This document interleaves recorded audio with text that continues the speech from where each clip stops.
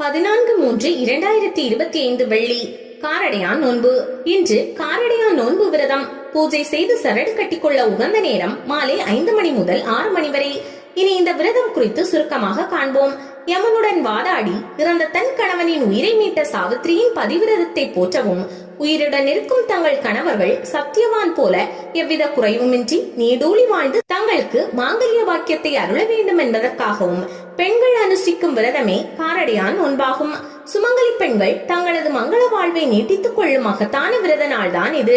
மாசி மாதத்தின் இறுதி நாளும் பங்குனி மாதத்தின் முதல் நாளும் இணையும் நேரத்தில் இந்த விரதம் கொண்டாடப்படுகிறது.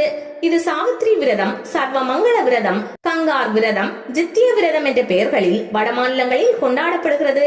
எந்த பெயரில் இந்த விரதம் கொண்டாடப்பட்டாலும் நோக்கம் என்னவோ ஒன்றுதான். தன் கணவன் பூரண ஆயுளை பெற்று அனைத்து வளங்களுடன் வாழ வேண்டும் என்பதுதான் காரடையான் நோன்பு விரதத்தின் நோக்கமாகும். கார அரிசியால் செய்த இனிப்பாடையும் உப்பாடையும் செய்வது வழக்கம். இந்த நாளில் மஞ்சள் பூசிய நோன்பு கயிற்றை பெண்கள் கட்டிக்கொள்வார்கள். சிலர் புதிய தாலி சரடுடன் நோன்பு கயிறையும் கட்டிக்கொள்வார்கள். மாசிக்கயிறு பாசிப்படியும் என்ற சொலவடைக்கு ஏற்ப பங்குனி நாளில் இந்த விரதத்தை கடைபிடிக்கும் பெண்கள் தங்கள் தாலி கயிற்றை மாற்றிக்கொள்வார்கள். படைக்கப்பட்ட அடையை எல்லோரும் உண்ட பிறகு பசுமாட்டிற்கு கொடுக்கும் வழக்கமும் உள்ளது.